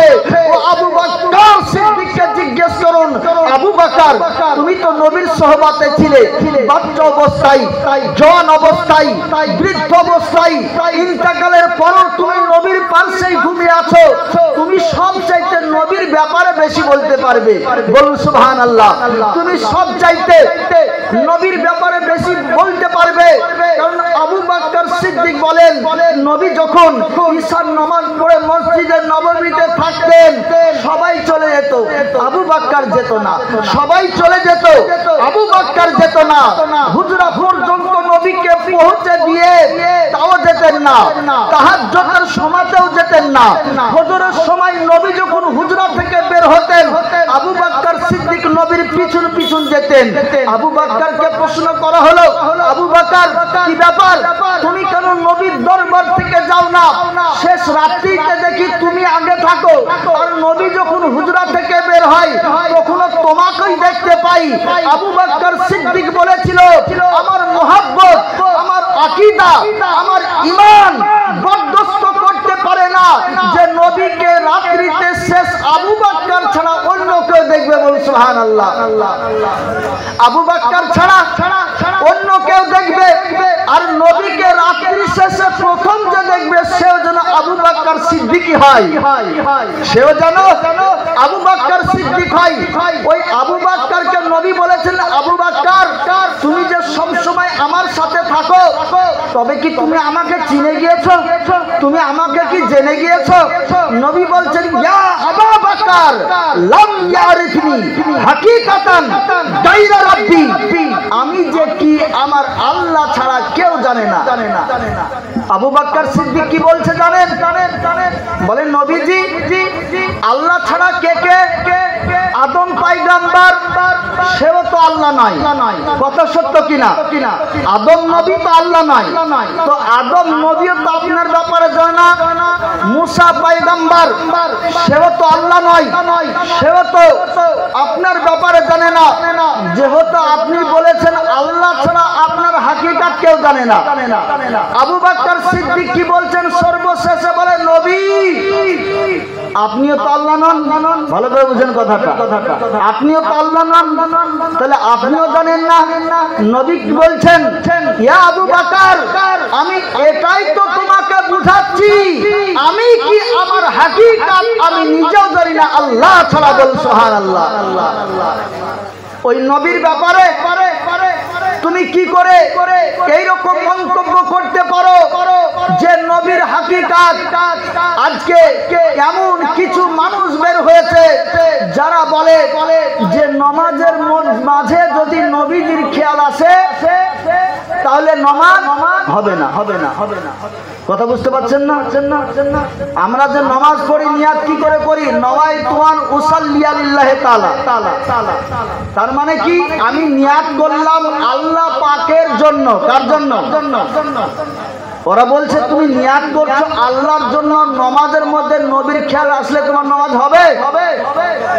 তোমার নামাজ হবে কি করে হয়? এবার আপনাদেরকে বলি, যখন মহান আল্লাহ পাক নবীজিকে নামাজ দিয়েছিলেন, 50 ওয়াক্ত নামাজ দেওয়ার পরে 5 ওয়াক্ত নামাজ দাঁড়িয়েছিল। এ মুসলমান, আল্লাহ নামাজ দিলেন কিন্তু নামাজের কথা আল্লাহ কিভাবে পড়তে হবে বলেন নাই। ভালো করে বুঝেন কথাটা। যাও বা যান আপনার উম্মতকে এই নামাজটা যেন আদায় করে। এবার নামাজ নবীজি এইভাবে যেন আপনার উম্মত রুকু করে, এইভাবে যেন আপনার উম্মত নামাজ পড়বে, সিজদা করবে, কিয়াম করবে, তাশাহুদ করবে। আল্লাহ কিছুই বললেন না, শুধু বললেন নামাজ পড়বে। এবার নবী বলছেন যে আল্লাহ তো নামাজ পড়তে বললো, কিভাবে পড়তে হবে এই কথা তো বললো না। আল্লাহ রাসূল ব্রেনে ভাবছেন, খোদা পাক বলছেন নবীজি আপনি চিন্তা কেন করছেন? আমি কানুন নিয়ম বলবো না, পদ্ধতি বলবো না, আপনি আপনার উম্মতকে যেমন পড়তে বলবেন আপনার পদ্ধতিটাই আমার পদ্ধতি। বল সুবহানাল্লাহ। নবী বলছেন কি করে নামাজ পড়াবো? উনি যখন আসমানে যাচ্ছিলেন তো একদল ফেরেশতা দেখছেন দাঁড়িয়ে আছে, এইভাবে দাঁড়িয়ে আছে। প্রথম নামাজে আমরা নিয়াত করে এইভাবে দাঁড়াই না? জিবরিল আমিন সঙ্গে বলে জিবরিল এই ফেরেশতা এইভাবে কেন দাঁড়িয়ে? বলছে ইয়া রাসূলুল্লাহ আল্লাহ যেই দিন এই ফেরেশতাকে সৃষ্টি করেছে কিয়ামত পর্যন্ত এইভাবেই দাঁড়িয়ে থাকে। নবী দেখলেন। দ্বিতীয় আসমানে গেলেন, একদল ফেরেশতা রুকুর অবস্থায়। নবী বলছেন, জিবরিল, এই ফেরেশতাগুলো রুকুতে কেন? বলে আল্লাহ যেদিন সৃষ্টি করেছেন এইভাবে থেকে যাবে। একদল ফেরেশতা সিজদার অবস্থায়। নবী বলছেন, এই ফেরেশতা এই অবস্থায় কেন? বলে কিয়ামত পর্যন্ত এইভাবেই থাকবে। নবী বলছেন, ফেরেশতাদের এই নিয়মটা আমার পছন্দ হয়ে গেল। ফেরেশতাদের এই নিয়মটা, আমলটা পছন্দ হয়ে গেল। আমি এই নিয়মেই আমার উম্মতকে নামাজ পড়ার কথা আমি বলবো। একবার হবে না সুবহানাল্লাহ? এইভাবেই পড়তে বলবো। এবার আপনি যখন নামাজ পড়তে যাবেন, যিনি নামাজের কায়দা কানুন নিয়ম বলে দিয়েছেন তার কথা খেয়াল আসবে কি আসবে না? তাহলে কি করে ফতোয়া দেয় যে নমাজের মাঝে নবীর খেয়াল আসলে নামাজ হবে না? আমি ওটা বাদ দিলাম। তবু আপনি যখন আত্তাহিয়াতু পড়েন তখন নবীকে সালাম দেন না? আসসালামু আলাইকা আইয়ুহান নবিয়্যু। খেয়াল তো দূরে থাক, মুখে উচ্চারণ করতে হয়। তাহলে বোঝা গেল, যারা বলে নমাজের মাঝে উম্মতের যদি নবীর খেয়াল আসে নামাজ হবে না, সে নবীর পক্ষে নয়, নবীর বিপক্ষে। নবীকে মহব্বতকারী নয়, নবীর সূত্র। এবার দেখুন, কিছুক্ষণের জন্য মেনে নিলাম যে নমাজের মাঝে নবীর খেয়াল আসলে নামাজ হবে না। আচ্ছা বলুন, ফতোয়া তো আমাদের উপরে লাগাও খুব, এবার নবীর উপরে ফতোয়া লাগাও তো। নবীর উপরে ফতোয়া লাগাও। বলে কেমন? আল্লাহ রাসূল যখন নামাজ পড়ে, নবীজির নামাজে যদি উম্মতের খেয়াল আসে, এবার ভালো করে বুঝেন জিনিসটা। একটা ফতোয়া পেলাম যে আমরা উম্মত নবীর, উম্মতের খেয়াল নামাজে আসলে আমাদের নামাজ ভেঙে যাবে। আর নবী যখন নামাজ পড়েন, নবীর নামাজে যদি উম্মতের খেয়াল আসে, এবার নবীকে ফতোয়া দাও, নবীকে ফতোয়া দাও। যদি নবীর প্রতি কোনো বেয়াদব ফতোয়া দেয়, ঈমান থাকবে? থাকবে না। নবীজি নামাজের মধ্যে উম্মতের খেয়াল আসে কি আসে না, প্রমাণ তার মসজিদে নববীতে রাসূল পাক নামাজ আদায় করতেছে। নবীজি সেজদায় কার জন্য নিয়াত করেছেন? আল্লাহ পাকের জন্য। নবীজি নিয়াত করে নামাজ পড়তেছেন। যখন সেজদাতে চলে গিয়েছেন, উনার নওসাব, উনার নাতি ইমাম হুসাইন, কারণ নবীজি এর পূর্বে ইমাম হুসাইনকে খুশি করার জন্য যেমন ঘোড়ার মতো তিনি সেজে যেতেন, আর নবীজির পিঠের উপরে ইমাম হুসাইন চেপে যেতেন। কথা বুঝতে পারেননি? ছোট্ট বাচ্চা, আল্লাহ রাসূল সেজদায়। ইমাম হুসাইন মনে করছেন নবীজি আমার জন্যই করেছে, কারণ এর আগে নবী ওইরকম ছাপিয়ে যেতে আর পিঠে ইমাম হুসাইন চেপে যেতেন। আমরাও নিজের সন্তানকে, নাতি নাতনিকে ওরকম নিই না? অনেকে নিই। ঘোড়ার মতো সে যায়, তারা ঘাড়ে চেপে যায়। ইমাম হুসাইন বলছেন নানাজন আমার জন্যই করতেছে। দয়ার নবী সেজদাতে ইমাম হুসাইন পৃষ্ঠের উপরে চেপে গিয়েছেন। নবী সেজদাতে পড়তেছেন সুবহান রাব্বিয়াল আলা। একবার পড়লেন, দুইবার পড়লেন, তিনবার। নবীর খেয়াল আসছে উম্মতের নামাজে। বলে আমার নাতি আমার পৃষ্ঠে চেপে গিয়েছে, আমি যদি সেজদা থেকে মাথাকে উঠাই, আমার নাতি পিঠ থেকে জমিনের মধ্যে পড়ে যাবে। আচ্ছা, খেয়াল আসছে কি আসছে না? নবী 3 বার তাসবিহ, 10 বার, এখনো পিঠ থেকে নামেনি। ভালো করে বুঝবেন। খেয়াল, একে খেয়াল বলে না, একে খেয়াল বলে না। খেয়াল কার উম্মতের? 10 বার 20 বার ইমাম হোসেন এখনো কেন নামে নাই? নবী খেয়াল করতে করতে সিজদার মাঝে 72 বার তাসবিহ পড়েছিলেন উম্মতের জন্য। বলুন সুবহানাল্লাহ। এবার নবীর ওই নামাজটা হয়নি, নবীর ওই নামাজটা হয়নি। কেন? আল্লাহ ছাড়া উম্মতের খেয়াল যে চলে আসলো নবীজির নামাজে। বুঝা গেল ফায়সালা এটাই হলো, উম্মতের নামাজে নবীর খেয়াল আসলে নামাজ ভঙ্গ হয় না, আর নবীজির নামাজে উম্মতের খেয়াল আসলেও নামাজ ভঙ্গ হয় না। বলুন সুবহানাল্লাহ। নবীর হাকিকাত চিনা বড় দায়। আমরা কি করে সেই নবীর হাকিকত বলতে পারি? হযরত জিবরিল আমিন নিজে বলছেন আমি নবীজির হাকিকত বলতে পারবো না। অনেকে বলে যে জিবরিল আমিন যখন কোরআন নিয়ে গিয়েছিল জিবরিল শিখিয়ে দেন সে তবেই নবীজি বলেছেন, তা নচেত নবীজি বলতে পারেন। আল্লাহ রাসূলের উপরে প্রথম যখন ওহী অবতীর্ণ হয় গারে সুরে রাসূলে পাক জিবরিল আমিন বলছেন ইকরা, এ রাসূল আপনি পড়ুন। নবী বললেন মা আনা বিকারিন, আমি পড়ব না। এবার কিছু যারা নবীর সম্মানকে নিচু করার চেষ্টা করে তারা বলছে নবী পড়বো না, তা বলেনি, তারা একটা বাড়তি কথা লাগিয়ে বলছে নবী বলেছেন আমি পড়তে জানি না। বলুন নাউযুবিল্লাহ মিন জালিক। নবী পড়তে জানেন না? যে নবী না আসলে কিছুই সৃষ্টি হতো না। আর রহমান আল্লামাল কুরআন, এখানে যে জানি না এই কোন শব্দের আরবি কথা ওখানে লেখা নেই। একটা একটা করে মানে বলে দিই। আনা মানে আমি, বিকারিন মানে পড়বো না। আচ্ছা পড়বো না আর পড়তে জানি না এই দুটো কথার মধ্যে পার্থক্য নেই? পড়বো না অর্থ কি দাঁড়ায়? যে এখন আমি পড়বো না, আমি একটু অন্য কাজে ব্যস্ত আছি, আমি এখন পড়বো না। তার মানে কি এটা সে জানে না? জানে কিন্তু পড়বে না। আর যখন বলবে আমি পড়তে জানি না তার মানে সে জানে না। কত বড় বেয়াদব! নবীর সামনে বাড়তি কথা ফিট করে সাধারণ মানুষের ঈমানকে নষ্ট করার জন্য এমন বিষ আপনার ব্রেনে ঢুকিয়ে দিচ্ছে। যখনই আপনি বলবেন নবী পড়তে জানে না, নবীর বেয়াদবি হয়ে যাবে। আর নবীর বেয়াদবি হলে ঈমান থাকবে? ঈমান থাকবে? আপনার ঈমানকে কেনার জন্য মুসলমানি পোশাক ধারণ করে তারা দাঁড়িয়ে আছে কিভাবে মুসলমানদের ঈমানকে নষ্ট করা যায়। তথ্য শুনুন, আসল রহস্যটা শুনুন, আসলে হাকিকতটা কি। জিবরিল আমিন বর্ণনা করেন গারে সুরে নবী এমন আল্লাহর ধ্যানে মগ্ন হয়েছিলেন। জিবরিল বলছেন ইয়া রাসূলুল্লাহ, আল্লাহ পাক ওহী পাঠিয়েছেন কোরআন, ইকরা আপনি পড়ুন। নবী বলছেন মা আনা বিকারিন, আমি পড়বো না, আমি পড়বো না। জিবরিল হয়রান পেরেশান হয়ে গেলেন, কি ব্যাপার? আল্লাহ পাকের কালাম কেন নবী পড়তে চাইছে না?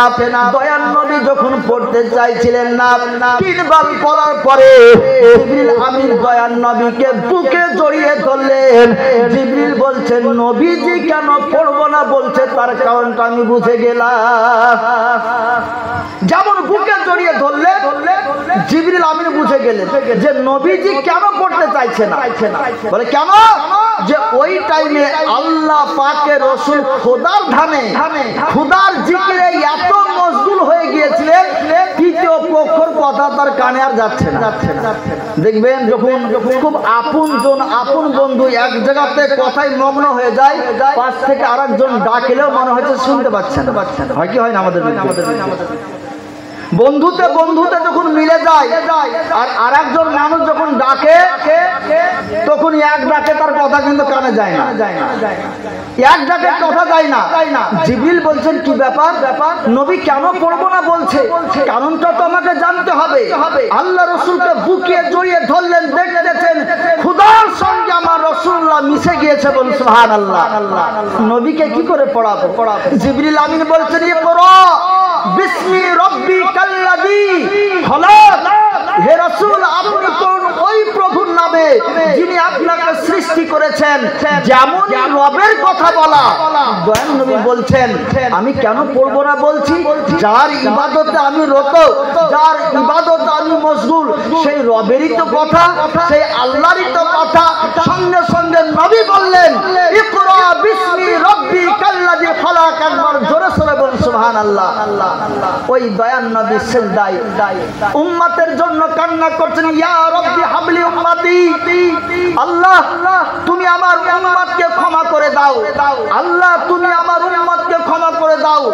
নবী দুনিয়াতে আসলো, আসমান ফেরেশতা আনন্দিত, জমিন আল্লাহ সুন্দর করে সাজিয়ে দিলেন, জান্নাতের মধ্যে হুর গেলেমান সুন্দর করে সাজিয়ে দিলেন। পৃথিবীর সরজমিনে সবাই খুশি, সবাই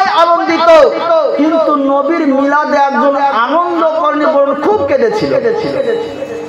কথা বুঝতে পারেননি? নবীর যেই দিন আবির্ভাবের দিন সেই দিন সবাই আনন্দিত, কিন্তু একজন খুব কেঁদেছিল। সে কে? সে মালুন শয়তান। সে কে বলুন তো? মালুন শয়তান। শয়তান নবীজির জন্মে খুশি ছিল না। একটা পাহাড়ের উপরে চড়ে গিয়ে অঝর নয়নে কান্না করে। আরো অন্যান্য শয়তান চালাগুলা গিয়ে বলছো গো আমাদের সর্দার, আজকে আপনি কেন এত কান্না করতেছেন? শয়তান আজাজিল বলে, আমি কেন কান্না করতেছি? আজকের মতো দুঃখের দিন আমার নাই। বলে কেন? আমার একটাই ডিউটি দুনিয়াতে, মানুষকে পথভ্রষ্ট করে জাহান্নামে নিয়ে যাব, মানুষকে গুনাহ করে জাহান্নামে নিয়ে যাব। আল্লাহ পাক এই দুনিয়ার বুকে এমন একজন নবীর পয়দা করলো, এমন একজন নবীর মিলাদ হলো, ওই নবী তার উম্মতকে কিয়ামতের দিনে মহান আল্লাহর কাছে সিজদায় পড়ে যাবে, ও গো মাবুদ, আমার গুনাহগার উম্মতকে তুমি যতক্ষণ পর্যন্ত জান্নাতে না দিবে সিজদা থেকে মাথাকে উত্তোলন আমি করব না। ওই নবী দুনিয়াতে চলে এসেছে, নবীর জন্য আমি এত চিন্তিত, কারণ মানুষকে আমি গুনাহ করিয়ে নিব। কিয়ামতের দিনে ওই নবী আল্লাহর কাছ থেকে সেই বান্দাকে ছাড় করে জান্নাতে নিয়ে যাবে। বলুন সুবহানাল্লাহ। তাহলে আমরা ওই নবীকে পেয়েছি, আমরা ওই নবীকে পেয়েছি। ওই নবী আমাদের মাঝে এসেছেন 12ই রবিউল আউয়াল, ঈদ ও মিলাদুন নবী, জশ্নের দিন, খুশির দিন, আনন্দের দিন। পৃথিবীর বুকে সর্বশ্রেষ্ঠ নিয়ামত উনি হচ্ছেন আমার রহমাতুল লিল আলামিন। একবার জোরে সোরে বলুন সুবহানাল্লাহ। আসুন একবার নবীর মহব্বতে দুরূদ শরীফ পড়ে আল্লাহুম্মা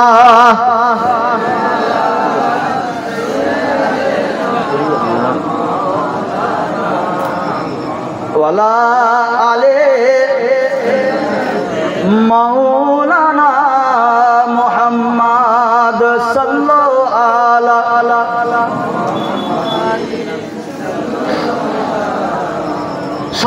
তাআলা সাল্লাম। তো আমি পবিত্র কোরআন থেকে পড়েছিলাম ওমা আরসালনাকা ইল্লা রাহমাতাল লিল আলামিন।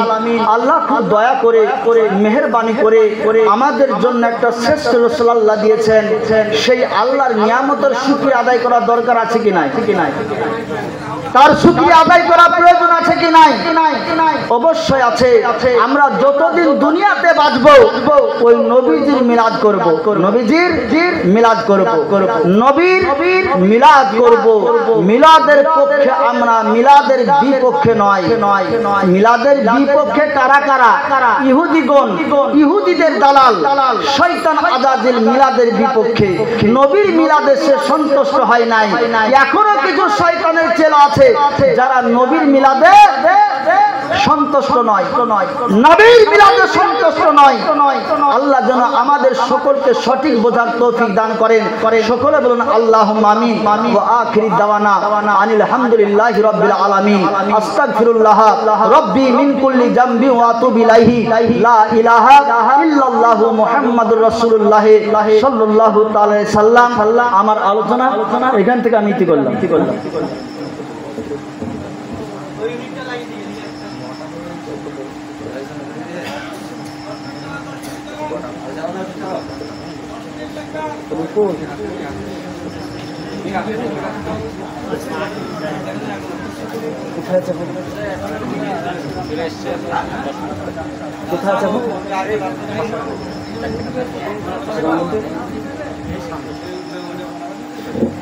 এবার দুরূদ শুনুন। আল্লাহুম্মা সাল্লি আলা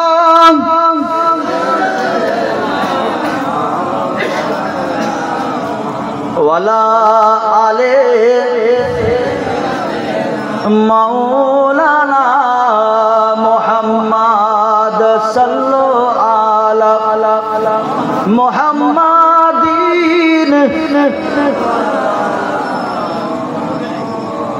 हरदम ज़बान पाक नामे मोहम्मद, हरदम ज़बान শাফিয়ানা মুহাম্মদ সাল্লাল্লাহু আলাইহি সাল্লাম।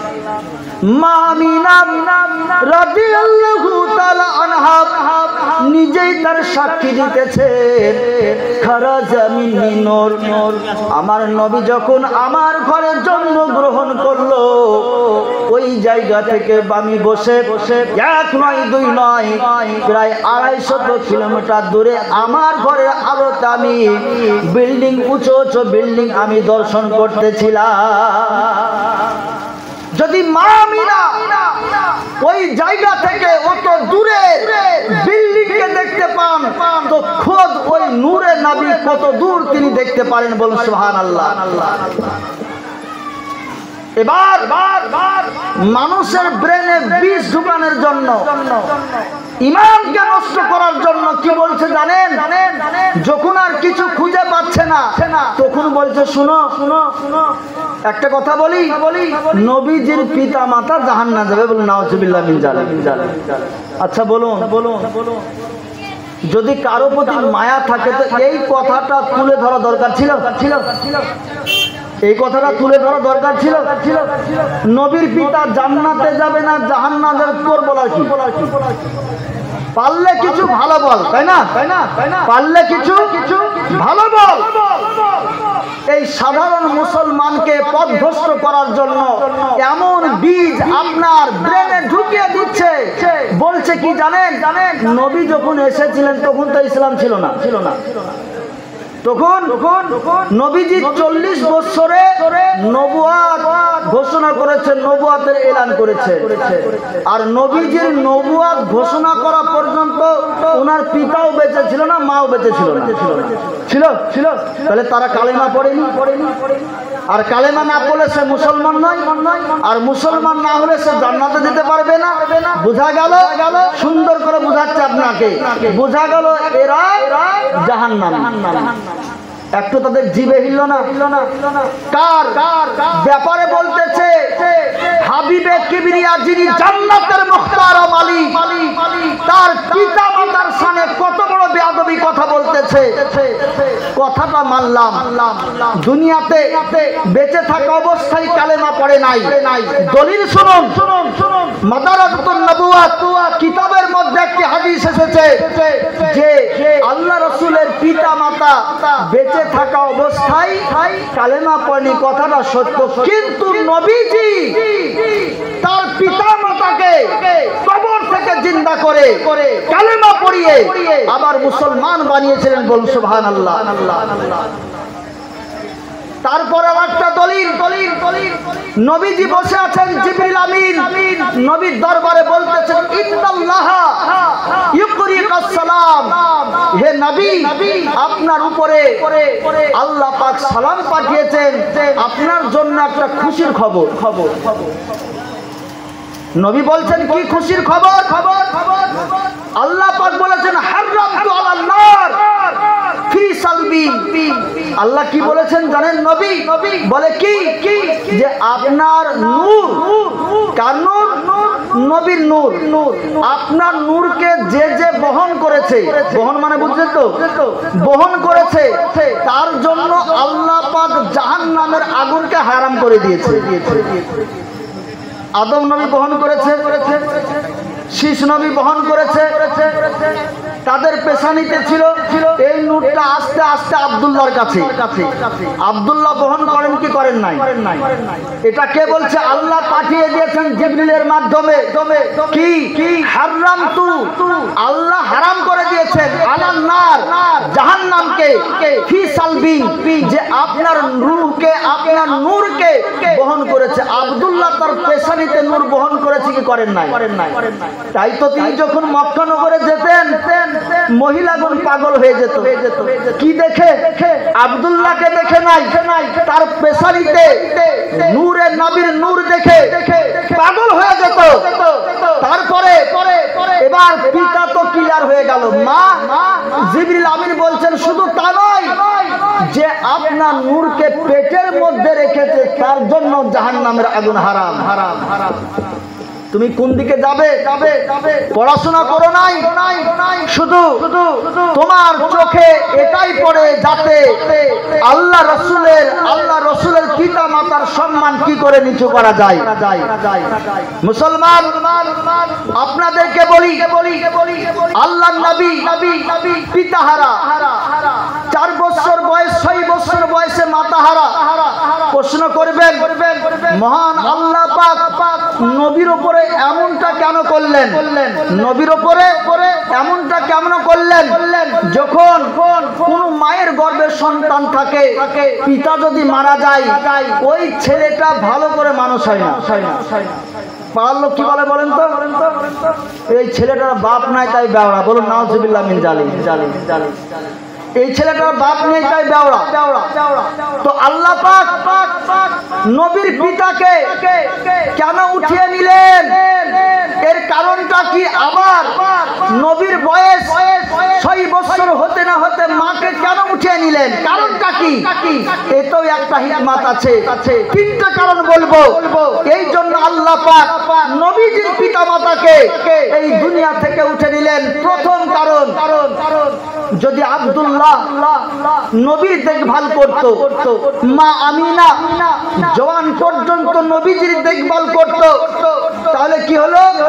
যে নবীর ওপরে তারা ইহসান করলো। ইহসান মানে কি? দয়া করলো। আর আল্লাহ কি বলছে জানেন? যে আমার নবীর ওপরে কেউ ইহসান করুক এটা আমি চাই না, বরং নবীজি আমার সমস্ত বান্দার উপরে ইহসান হয়ে এসেছে। বল সুবহানাল্লাহ। 1 নম্বর কারণ। 2 নম্বর, যদি নবীজির পিতা মাতা বেঁচে থাকতো, নবী এতিম হতেন না। এই দুনিয়াতে কিয়ামত পর্যন্ত কোটি কোটি দুনিয়াতে নবীর উম্মত এতিম হবে কি হবে নাই? হবে। যখন এতিম হয় মনে কষ্ট হয়, মনে দুঃখ হয়। যখন নবীর দিকে খেয়াল চলে যাবে, আল্লাহ তো রহমত লিল আলামিন নবীকে এতিম করেই দুনিয়াতে পাঠিয়েছে। নবীর দিকে লক্ষ্য করে এতিমের মনের মধ্যে একটা সান্ত্বনা চলে আসবে। 2টো কারণ বোঝা গেল। 3 নম্বর কারণ, যখন আল্লাহ পাক তার পিতা মাতাকে এই জন্য উঠিয়ে নিলেন, যদি তারা দীর্ঘ সময় দুনিয়াতে জীবিত থাকতো তো আরেকটা সন্তান হওয়ার আশঙ্কা ছিল কি ছিল না? ভালো করে বুঝবেন। আরেকটা সন্তান হওয়ার আশঙ্কা ছিল কি ছিল না? তাহলে কি হতো? নবীর ভাই জন্মগ্রহণ করত। এবার ওই ভাইটা দাবি করত না একদিন, রাসূল ইয়া মুহাম্মদ সাল্লাল্লাহু আলাইহি সাল্লাম, তুমি আমার চাইতে বড় নাও? বলুন নাউজুবিল্লাহ মিন জালিক। কেন? তোমার পিতাও যে, আমার পিতাও সে। তোমার মা জননী যে, আমার মাও সে। আমি তোমার সমতুল্য। আর আল্লাহ বলছেন নবীকে বেমিসাল করে, নবীকে অসাধারণ করে, নবীকে অতুলনীয় করে আমি দুনিয়াতে পাঠিয়েছি, যাতে করে জগতের মানুষ নবীর সমতুল্য না হতে পারে, কেউ দাবি না করতে পারে। এই জন্য নবীর পিতা মাতাকে দুনিয়া থেকে উঠিয়ে নিলাম। কারণটা বোঝা গেল? হিকমতটা বোঝা গেল? ইনি হচ্ছেন আমার নবী, ইনি হচ্ছেন আমার রাসূল, ইনি হচ্ছেন পয়গম্বরের পয়গম্বর, নবীদের সরদার, যিনি ইমামুল আম্বিয়া, হাবিবে কিবরিয়া। কাল কিয়ামতের দিনে সবাই নফসি নফসির হালাতে থাকবে, আর আমার নবী উম্মতির হালাতে থাকবে। আমার নবী উম্মতির হালাতে থাকবে। নবীর মুহাব্বত একবার দুরূদ শরীফ পড়ে আল্লাহুম্মা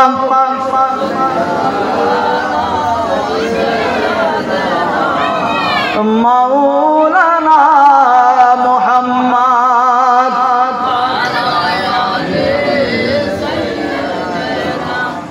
মাওলানা মুহাম্মদ সাল্লাল্লাহু আলাইহি ফোন করে দিতে না গো, এখন আসেন হরদম জবান পাক নামে शहरे मोहब्बत जहां मुस्तफा है वही घर बनाने को दिल चाहता है। एक बार मोहब्बत बोलুন সুবহানাল্লাহ।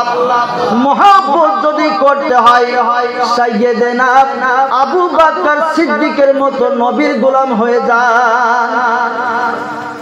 আবু বকর সিদ্দিক একজন আশিক বলতেছেন ও শহরে মোহব্বত जहां मुस्तफा है वही घर बनाने को दिल चाहता है।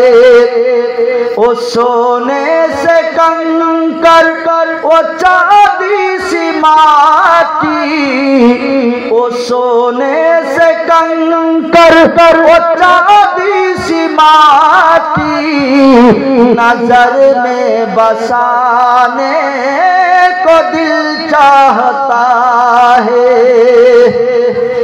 একজন আশিক বলতেছেন যে মদিনার মাটি চোখে লাগাতে ইচ্ছা করছে, বলুন সুবহানাল্লাহ। মদিনার মাটি जो पूछा नबी ने के कुछ घर पे छोड़ा तो सिद्दीक़ अकबर के होठों पे आया। जो पूछा नबी ने के कुछ घर पे छोड़ा तो सिद्दीक़ अकबर के होठों पे आया। माल दौलत की क्या है हकीकत माल दौलत की क्या है हकीकत जहाँ दिल टाने को दिल चाहता है। যাই হোক আলোচনার আগে বাড়াচ্ছি না, আমার বলাই ভাষায় ভুল ত্রুটি হলে আমি ক্ষমা প্রার্থী। আসসালামু আলাইকুম ওয়া রাহমাতুল্লাহি ওয়া বারাকাতুহু ওয়া আখিরি দাওয়ানা আনিল হামদুলিল্লাহি রাব্বিল আলামিন। এবার আপনাদের ইমাম সাহেব আমার ভাইপো কিছুক্ষণ বলতে না বলতে আপনাদের যিনি আকাঙ্ক্ষিত বক্তা উপস্থিত হয়ে গিয়েছেন ওনার আলোচনা আমাদের সকলের শোনা প্রয়োজন। কাজেই এখনো যারা এদিকে ওদিকে আছেন আপনারা অযথা সময় নষ্ট না করে এই পবিত্র মাহফিলে এসে অংশগ্রহণ করুন। আসসালামু আলাইকুম।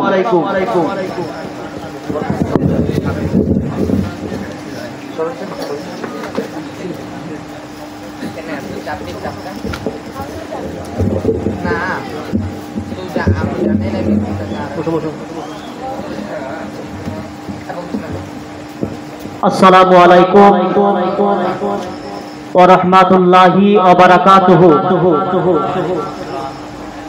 मुअज्जज सामिन इकराम এতক্ষণ থেকে মৌলানা শেতাবউদ্দিন সাহেব কিবলার মুখ থেকে আপনারা আলোচনা শুনছিলেন, খুব মূল্যবান তিনি বক্তব্য রেখেছেন। তো আপনাদের যে আকাঙ্ক্ষিত বক্তা জীবনী গায়ক সুরের রাজা মৌলানা উবাইদুল ইসলাম জামালি সাহেব তিনি উপস্থিত হয়ে গিয়েছেন। হয়তো 5 মিনিটের মধ্যে স্টেজে এসে হাজির হয়ে যাবে। তো যিনাদের নাম কমিটির মধ্যে লেখা আছে 20 জনের নাম আমি ঘোষণা করছি না, আপনারা দয়া করে আপনাদের সকলকে অনুরোধ করব আপনারা প্যান্ডেলের মধ্যে এসে উপস্থিত হয়ে যান। যে 20 জন কমিটিতে নাম আছে আপনাদেরকে অনুরোধ করব আপনারা প্যান্ডেলের মধ্যে এসে উপস্থিত হয়ে যান। বক্তা 4 থেকে 5 মিনিটের মধ্যে স্টেজে এসে হাজির হয়ে যাবে। আর বক্তা তো চলে আসবে, কিন্তু আপনারা শ্রোতা একটু পেছনে আছেন, তো দয়া করে একবার নবীর সামনে কিয়াম করে নি আর একটু করে আগিয়ে আমরা সামনেকার জায়গাকে পুরা করে নিই। ইয়া নবী সালাম।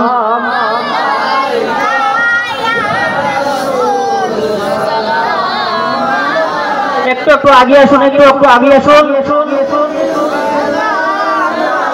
আপনারা একটু আগিয়ে আসুন, পিছনে জায়গা করে দেন, একটু আগিয়ে আসুন। ইয়া নবী সালাম আলাইকা ইয়া রাসূল সালাম আলাইকা ইয়া হাবিব সালাম আলাইকা সালাওয়াতুল্লাহ আলাইকা নবী গো তুমি যে ঘুমাও না রাতে দেখা দাও আশিকদের সাথে দেখে নাও রওজার কিনারে দরুদ সালাম পড়িতে ইয়া নবী সালাম আলাইকা ইয়া রাসূল ইয়া হাবিব সালাম আলাইকা সালাওয়াতুল্লাহ আলাইকা ইয়া রাসূলুল্লাহ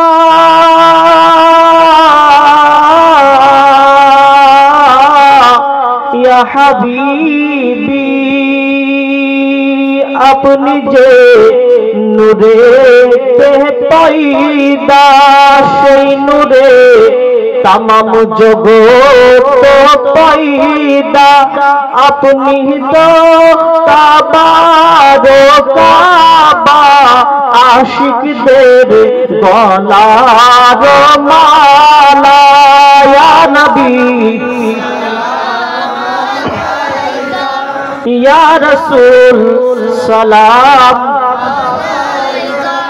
या हबीब सलाम अलैका सलावतुल्लाह अलैका अस्सलातु वस्सलामु अलैका या रसूलल्लाह अस्सलातु वस्सलामु अलैका या हबीबल्लाह अस्सलातु वस्सलामु अलैका या नूर मिन नूरिल्लाह व अला आलिका व सहाबिका सफियाना यौमल जज़ा बलगल उला बिकमालिही कशबत शुजा बिजमालिही আসনাতু জামিউ খিসালিহি সাল্লু আলাইহি ওয়া আলিহি বসে যান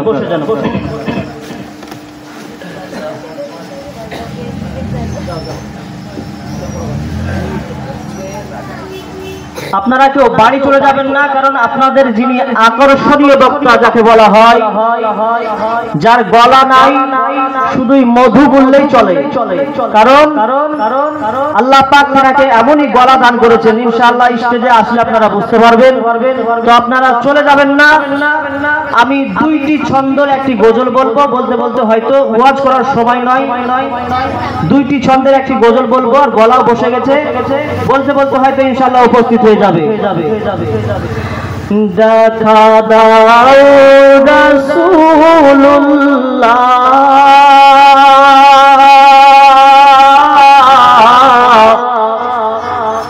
কাঁদে আশিক গো তোমার, আছো শুয়ে মদিনায়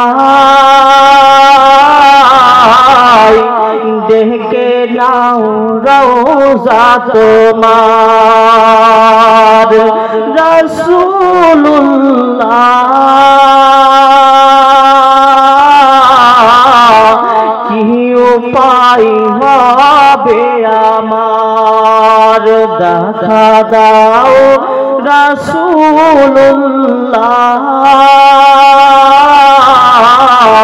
কাঁদে আশিক গো তোমার, আছো শুয়ে মদিনায় দেখে নাও রওজা তোমার। কারা কারা মদিনা যেতে চান দুই হাত উঠিয়ে বলুন ইয়া রাসূলুল্লাহ। ওই মদিনার পথের ধুলি মাখতাম আমি পেলে সুরমা বলি, ওই মদিনার পথের ধুলি মাখতাম আমি পেলে সুরমা। নারায়ে তাকবীর, নারায়ে তাকবীর, নারায়ে রিসালাত, নারায়ে রিসালাত। मसला के आला हजरत उलामाए अहले सुन्नत हजरत मौलाना उबैदुल इस्लाम जमाली साहेब नाराए तकबीर নারায়ে রিসালাত। তবে কমিটির ছেলেদেরকে কাছে আমি অনুরোধ করব, আপনাদের একটাওকে দেখা যাচ্ছে না, আপনারা দয়া করে প্যান্ডেলের মধ্যে উপস্থিত হয়ে যান।